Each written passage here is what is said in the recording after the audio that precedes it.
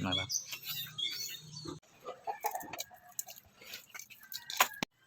Terada Ramsky. So for today's video mga palangga, naghidlaw in town mi og kuan aning butong. So ato akong iyaan natong last week ni order siya na mo og butong. So giingnan po na ni ako apong butan nga igagaw nga gulang na ko ng butong nga naa sa taas. So wala gyud na nakuha.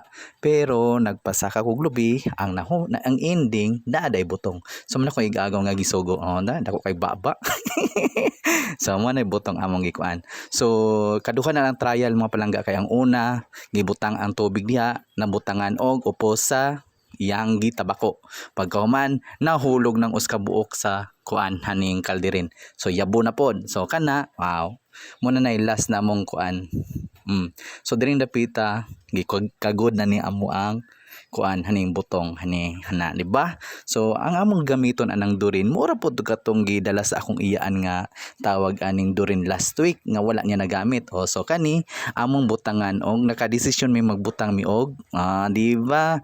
Dragon fruits og lami ba ni first time na ko mabutang ani uningon silang lami daw di atong sulayan. So ako pong mangod ani ga slice ani, so ayo mo pagbuot kung unsa na among background diha basta kay mo na mo nagtry rami din dapita. So among gikuan ang sagol ang dragon fruits ug ang kuan butong, o di ba? So man among butong ron gakakuan pa sila gakagod gakuan pa ning sa ni gakudkod pa ning butong ng tawa gangisin ning kuan milo on sa mao ni amo ang kuan gwapo kuno siya in your dreams.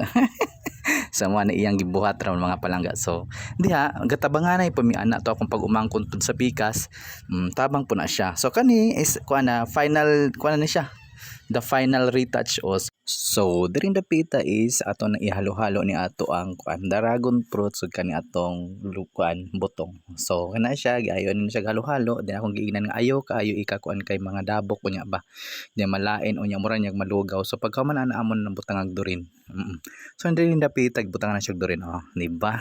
Atong durin nga gipalit sa akong iyaan. So kay wa man niya nagamit, so kami nagamit.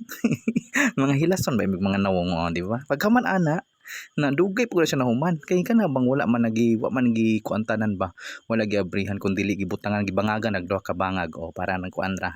So gaday hinahinay ra gyud na siya hantod gyud na mahuman. O pagkahuman ana is gibutang ag dagang ice mura na ning katong kuan. Mudaghan kayong ice na natawo po na ron hanang mga sakit sa Pinoy kay daghang gibutang ice kuwao na po na kay basin ni mutabang kay daghan kayong ice say na pagkatulo ka book ice di gibutang ani, di ba day daghan na.